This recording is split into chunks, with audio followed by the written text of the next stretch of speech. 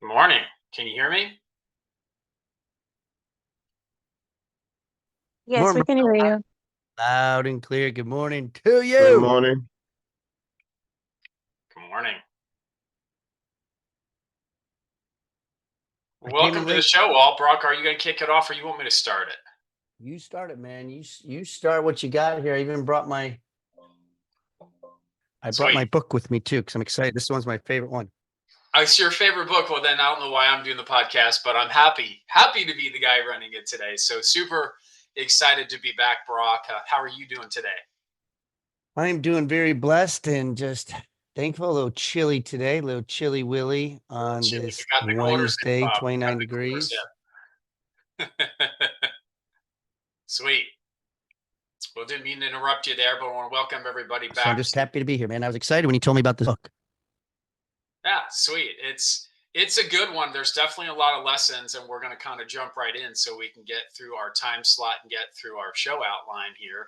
So my name is Chris Reshetar, and I am the owner of CTR Mortgage Brokers and occasionally host the morning motivational show here with Brock. And excited to bring a theme today on a book called Extreme Ownership. And I'm going to give you a little bit of background on the authors, and then we're going to roll into some of the key concepts. But you can imagine extreme ownership, what this might be about, right? So anyway, the authors of the book, if there are two co-authors, one of them is Jocko Willink. He's a retired U.S. Navy SEAL officer.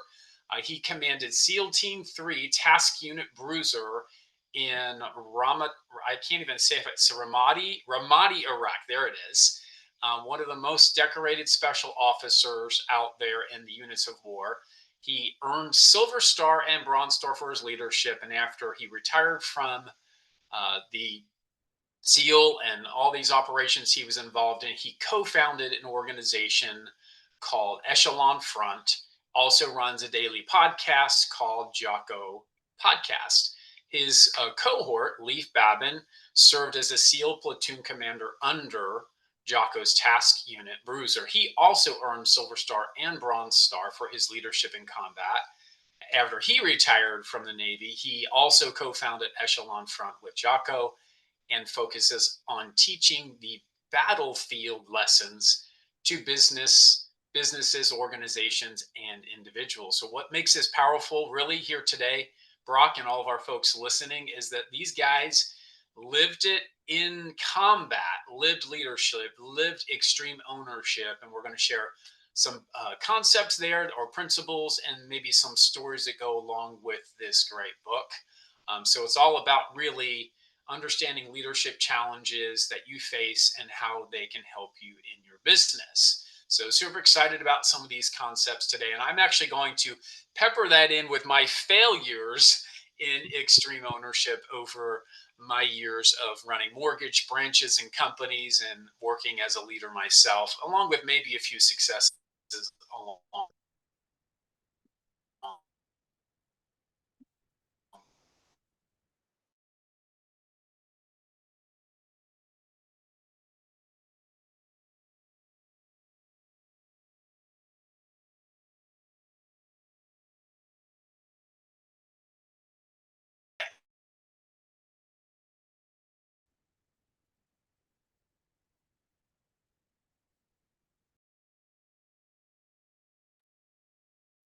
So if you're just hopping up, a 3 in the chat, because that's my to everybody here that's on the show. Again, we're going to share theme, concept, everything in. So I don't know, 10 or 15 years, I don't remember what it was called. And it was not these restaurants. He would do hidden cameras and he would find all the mistakes in the restaurants. And he'd always used to say, no excuses, no crybabies, right? And he had this like in your face leadership style, right? Sometimes that works on our businesses, but let's talk a little bit about what it means to be leading, right? Owning everything in your role with no excuses. So Jocko shares a story in the book when he was in Ramadi where friendly forces were mistakenly engaged, instead of blaming, right? What happened was he and his team were up against another team that were both trying to battle the enemy, but they actually went at each other.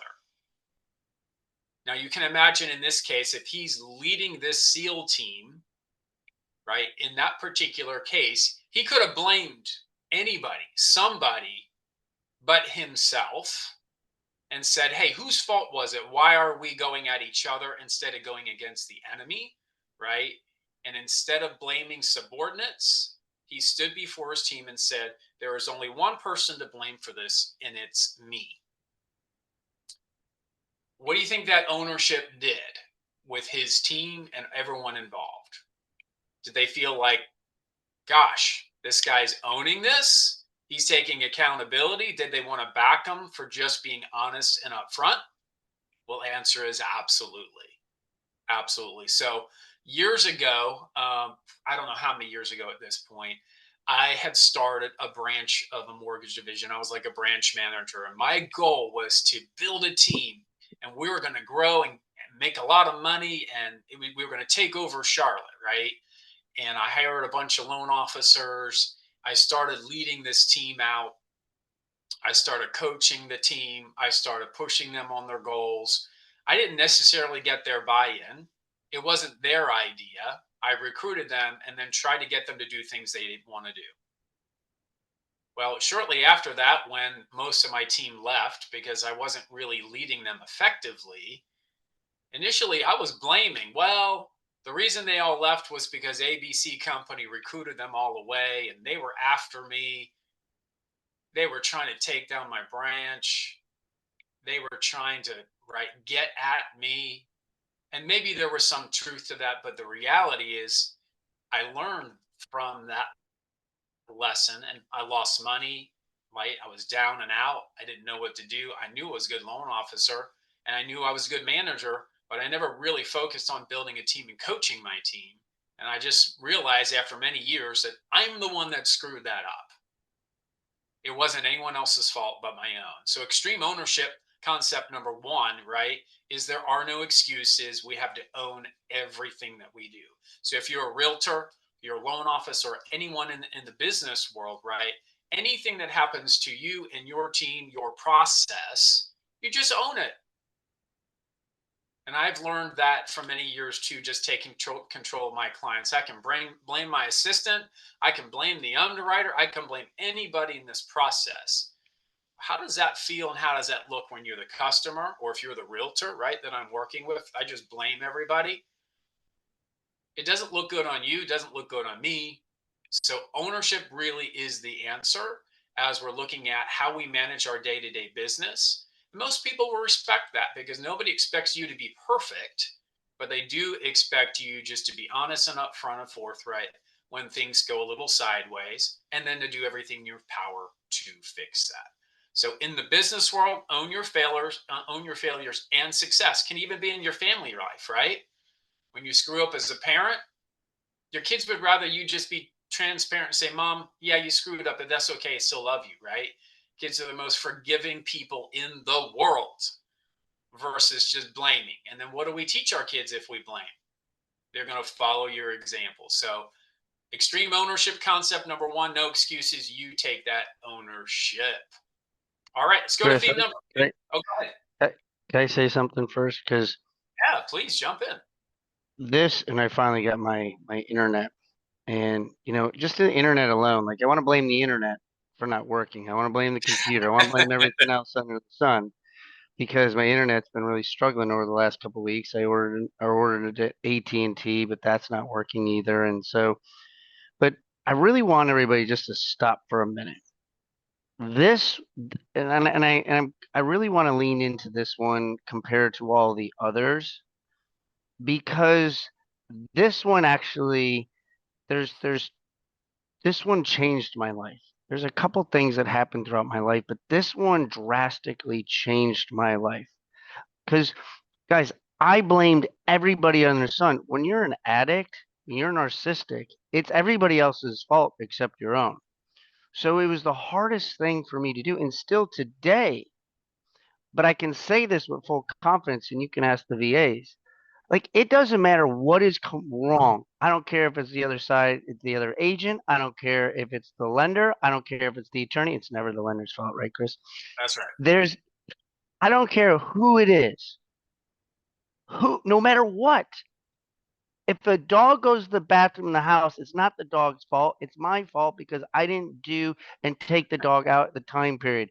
If the kids do something, I didn't work with them long enough to spend some extra time with them. Are they going to make mistakes? Of course they are. Is something going to happen in your business? Is something going to happen? I didn't want to pay taxes all, and I wanted to blame the government until I read this book and I said, it's my own fault because I'm not setting up my own plan or process to do this. This is why I wanted to stop traffic, Chris, and to really lean in and get passionate about this, because this right here, I'm telling you to draw a line in the sand that no matter what happens, everything falls back on you for what you've done. You could have done a better job. You could have gotten up earlier. You could have stayed up later. You could have brushed your teeth longer. You could have taught them a little bit better. You could have made sure you did the right approval. You could have done the social media post better. You could have trained them. If you understand that and embrace it, Wendy and I were having a conversation the other day, and it was a very hard conversation because I didn't want to take the blame. I was like, I even said, I can't believe you're taking this person's side.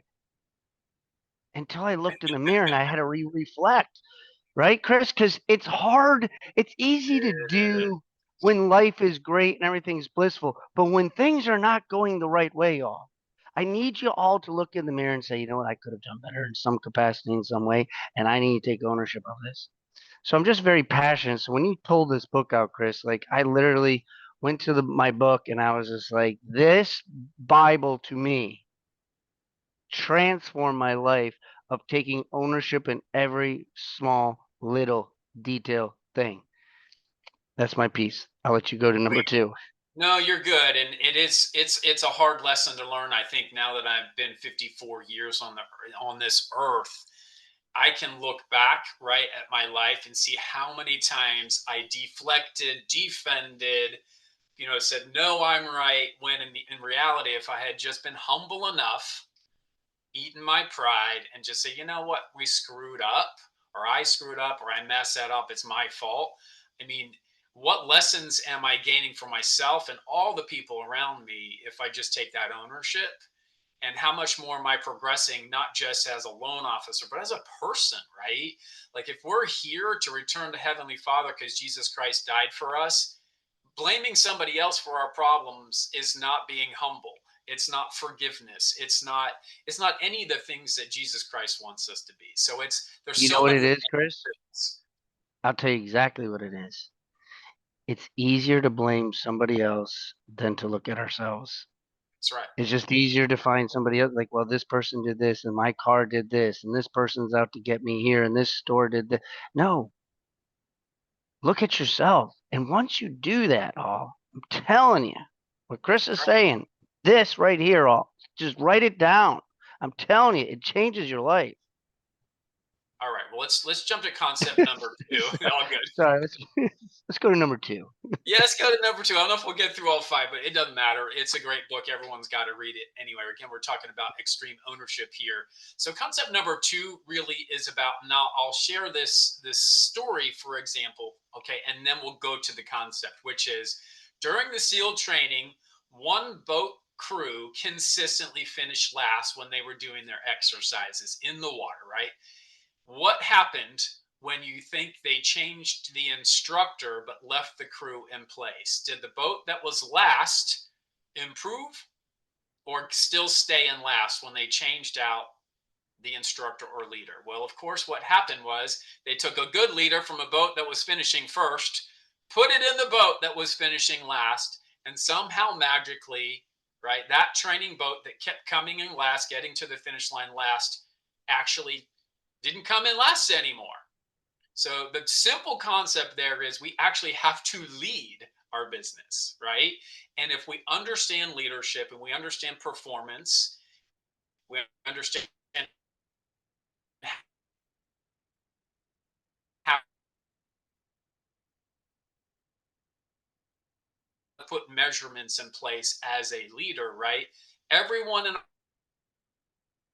our business model will improve, finish line more successfully. So you have to think about coordinator, from your loan officer, from whoever you're collaborating with in your process. And I know there's a lot of realtors on this line, so I use that as examples, but I know there are other people in other industries here on the chat here today. So you create your own culture, right? And so how you lead, how you get performance makes a difference. Like, so think about that again, right? The boat that kept finishing last had a poor leader.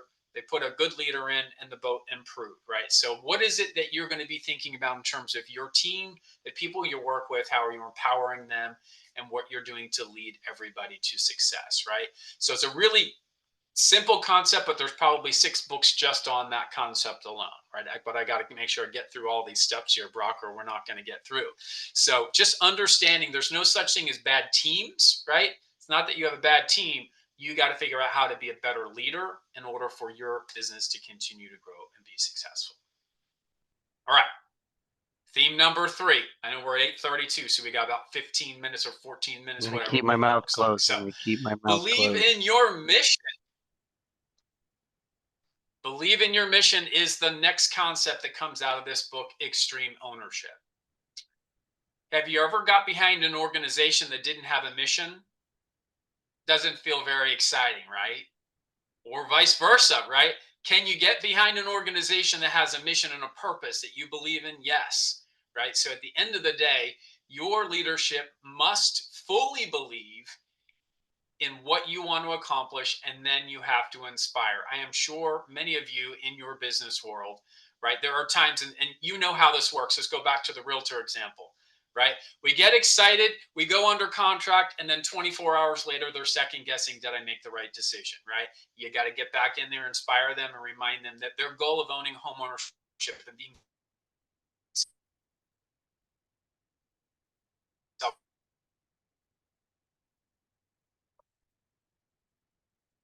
is a good one, right? Then you get to the house with the house, and the customer gets this house, right? So then you have to re-inspire your client. You got to re-inspire them all the way through that process, right? So when you're building that relationship with your clients, you have to understand how you're leading them and help them to believe in what your goal is for them, right?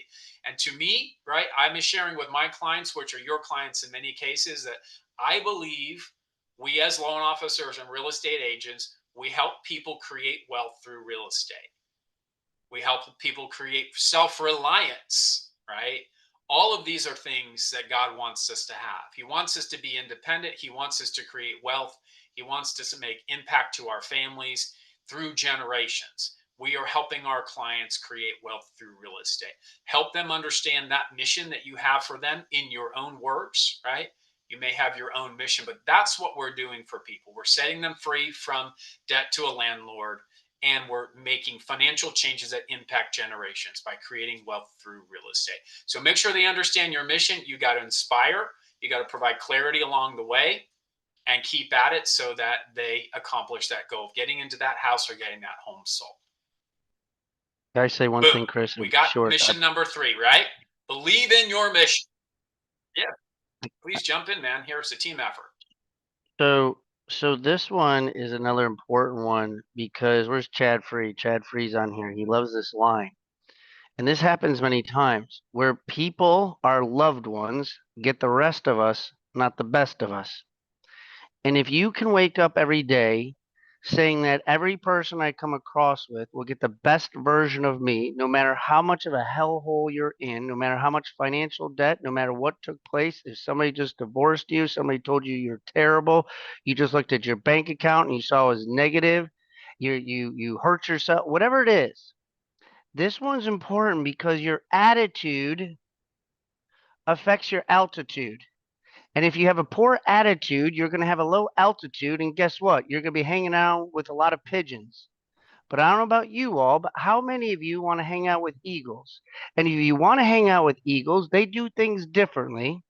And you need to do things differently. So excuse my language. Stop bitching, whining, and moaning because people feel that. I learned it in coaching football that if I was down, if things were not going the right way, they're going to feed off of me. And that happens in business. So you have to understand what Chris is saying is not something you can do once in a while. It's an everyday thing of working on yourself, becoming the best version of yourself. So when people are be like, I like being around that guy. Oh boy, what type of day is he having? Is he having a bad day? Oh gosh, let's stay away from him. No. My best compliment was when people had no idea what I was going through. And they're like, man, I had no idea. And that to me is a compliment because I showed up every single day, like willing and able to put the best version of myself out there. Do I have bad days? You better believe it. But this one was a really good one. And I love that you picked this one, Chris. You know, bro, I'll share you an interesting story. I had a client that's getting ready to close on a house this week. And in the beginning of the process, he was talking with Zillow Mortgage. He was talking with me. And he was like, you know, we're a week into the contract. And he's like bouncing back and forth. And I don't know. And am I getting the best deal? And, you know, like, you know, there's a lot of those engineer-minded guys, right, are just kind of stuck on, but I got to get the best deal, right? I got to get the best deal. And I finally just had a conversation. I kept saying every day, so are you ready to commit now? What's stopping you from wanting to move forward with my team and I, right? And he was just like hemming and hawing for a week. So I finally asked him that question. He's like, well, I think I'm ready. I said, well, what's stopping you? And he said, well, I'm just, I'm afraid that if I go with you, I may be missing out on a better deal. Right. And I said to him, I said, let me ask you this. When you are in this lane as a person, human being, is this the best version of yourself? I said, because what you're doing when you work with me is you're investing in a small company in Charlotte and members of your own faith that go to church with you, right? And you're paying a fair price to have somebody help you with a huge investment, $800,000 investment. So when you're in this lane, am I getting the best deal? I said, is that the best version of you? And you know what he said? And I shared some more examples, right? But he said, you know, it's not. And maybe at this point I'm ready to move forward, right? So he was in this lane where he wasn't believing in the mission of helping the greater good, supporting the community, still getting the job done, getting this house. He just wanted the cheapest price, right? And he realized that's not the best version of me, Brock. So anyway, all right, on to concept number I'm going to 4, tell which everybody to go back to this recording all. Chris just gave you a script. If you didn't understand that, for anybody who's holding back, not too sure, trying to make a decision, go back to this recording on my YouTube and go back to that and write it down. He just gave you a script. And for those that went over your head, that's why I wanted to stop traffic, take a time out. He just gave you a script on how to move the needle. Good. That was a good one, Chris. yeah, perfect. All right, we got 2 more concepts we're going to try to knock out here. This next one is called cover and move, right?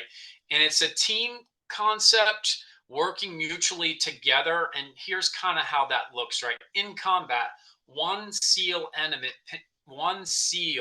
okay, element pinned down one enemy while another maneuvered. So success in this particular case, if we all go into combat as individuals, right, we're not accomplishing the greater good, right? If one team member fails, the mission collapse. It won't work, right? And I've seen this on my side of the business because the way I look at the mortgage process is the realtor and I are the 2 oxen, right, on that wagon. And there's the thing called a yoke. And if you're not equally yoked, right, if only one oxen moves forward and the other one doesn't, it doesn't pull the wagon. You both have to be, right? Both oxen have to be moving forward in order for the wagon and the load to move forward. And I've worked with several of you here on the call where we have been equally yoked. We face challenges. We face low appraisals, closings that might not close on time, whatever that looks like. But if we communicate together with that client and say, we're a team, we'll get through this, right? Then your client is going to stay calm. But I've seen the flip side where the realtor or the loan officer, but let's say realtor in this example, because that's who we're mostly dealing with, they sort of come unglued, like, what's going on? What's happening here? How come this isn't working? Why aren't we closing on time? Now we have an oxen that's not yoked with the other. right? Because you need the money and the realtor all to work and get to that closing table at the same time. And then I've seen subsequent blowups with the clients, right? Your temperament and how you yoke in this process, how you work as a team to collaborate to finish the deal makes a huge impact on the way the ripples, how that ripples down to your client. And if you say, hey, everything's under control, it's a small little blip, we'll get through it, I've seen this before, your customer's going to stay even, they're going to trust in your leadership, right? And they're going to stay with you, right? They're going to stay behind you. They're going to believe in your mission. They're going to follow your leadership. So cover and move is really, there's going to be times when you're moving through any sort of business transaction, you've got to have each other's backs so that you can get to that finish line successfully. It's called a shared goal, gets to the individual win. Does that make sense? Sweet. Love it. All right, you're with me. Last concept here is simple, prioritize, and execute. And what this I lost you, Chris. I lost you, brother. It looks like an so internet let's problem day today. Chris, you there? I lost him. He's doing the covering let's right use now. an He's example doing. here. In a chaotic fire, to move, secure, and situation, Chris, right? we lost you. By stripping complexity out of the case. How many times have we sent emails that are a book He just long when keeps all going. you This guy really need to keeps say? going. We lost you. What's the you broke up? What's the concept for number 5? The concept number 5 is keeping your plans simple. Okay. So as we move through, let's just say a real estate transaction, we don't have to go through books and books of emails and text message to explain every possible step in the process. We have to keep the process simple and easy for the client to experience, easy for the team to follow so that we can execute successfully, right? So simplicity reduces confusion, right? If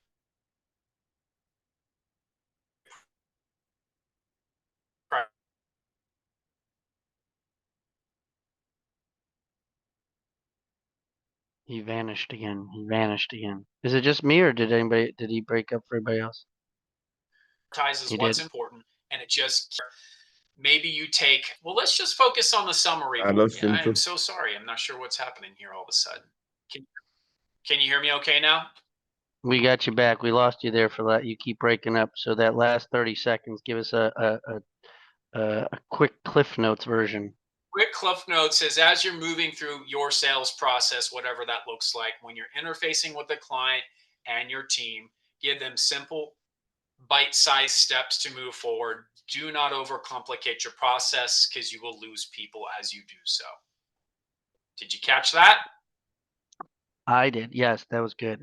We need to create an internet provider. Yes, we do. We got internet problems down here in Carolina. Yeah, I'm not sure what's happening here this morning. So, anyway, the book today again was Extreme Ownership. Really, these concepts are about just taking control of your success, not blaming others, making sure you're leading your teams, that you actually have a mission and people understand the mission, right? Let's help people create wealth through real estate, whatever that looks like for you, right? Cover and move, right? Get each other's back, stay yoked in the process with the people in the transaction, and keep your process simple. So those are the concepts I wanted to share with our group here today, Brock. Can we talk a little bit about our Nashville event while we've got a minute? Yeah, man. Yeah. My thing with number 5 before I talk about Nashville is write down, how do you eat an elephant? One bite at a time. When I was stopping drinking, I couldn't think that I was never going to drink the rest of my life. You take it 1 hour at a time, whatever it is. You got to simplify it all. Don't complicate it or overwhelm yourself, because your brain will shut down automatically when you're doing number 5. And we put the link in the chat as well for those of you who have not gotten the book. We did put it in there. Grace, if you could put it in there one more time for us, for anybody who wants to buy that book. It is one of the best books that I've read on there. Now, as far as Nashville, guys, one of the greatest things about Nashville that I love, I was talking to a couple yesterday real quick that were spiritual based, and I told them, I said, we start off our mindset with a prayer. And Chris is a bishop, and he's one of the main. He's a speaker as well as the gentleman who will be leading us in prayer. But I think it's so important that we know that God is with us when we are doing these type of events, because we know that we cannot move the envelope, we cannot move the ship, we cannot move the vehicle, whatever it is, the vessel, without having the higher power. And so when I was talking to this couple yesterday, they were like in awe that they were just like, we've never been to an event that is like that. And I said, that is the experience that we want to create. That is the attitude. That is what moves the needle all. And so, Chris, in a quick 30-second type of thing, what is one of the topics you're going to talk about and why agents need to be there for this event? Yeah, so I've spent a long time kind of talking through this, and I actually want to talk about at the event is how do we let our faith flow through our business when we're serving the people that we serve? Because it's very easy to compartmentalize church on Sunday, but then work the rest of the time. And we don't often merge those worlds. And I have seen miracles happen for my clients, for my realtor partners, and the people that I serve by letting my faith work through my business. And so I really want to do a deep dive in that, share some real life stories of miracles that have happened by just being true to what I believe and my belief system and letting my testimony of Jesus Christ um, create miracles. And so it's maybe a little bit different. I've been very tactical at a lot of your events, Brock. This one is going to be a little less tactical, a little probably more central to how do we make a bigger impact on our clients. I love it all. See, that's the stuff that just gets me riled up. And I know there's several of you on here being like, how am I going to figure out how to get there? If you need help figuring out how to get there, because what Chris just said to you moved you, and God just put something inside your heart, inside your mind, and gave you something like, damn, I got to figure out how to get there. You got to DM me. You got to text me. There's ways that we can work through this. For those of you with the hotel, I only have several more rooms to get. So I need people, more people from Nashville are getting rooms because they want to hang out with all of us. So make sure you get your rooms. We put the hotel link in there. We put the chat, or we put the ticket link in there for Nashville. We have Chris's information on here. If you got a deal that's falling apart around the holidays, Chris, I got to send you Ronnie because we're coming back to you. He wanted to use a federal Navy, and it is not working out. And so, but Chris is the genius all that can get your deals done if you got problems. Sometimes they want to use their own lender, and they're just like, let me keep trying this. He's the guy. So there's my plug to you, Chris. I appreciate you, brother. Happy holidays to you. And we'll be back. Let's see. What's Thursday? Justine will be with us Thursday. Thanks, Chris. Appreciate you, brother. Have a good one, Have a all. good day. Yep.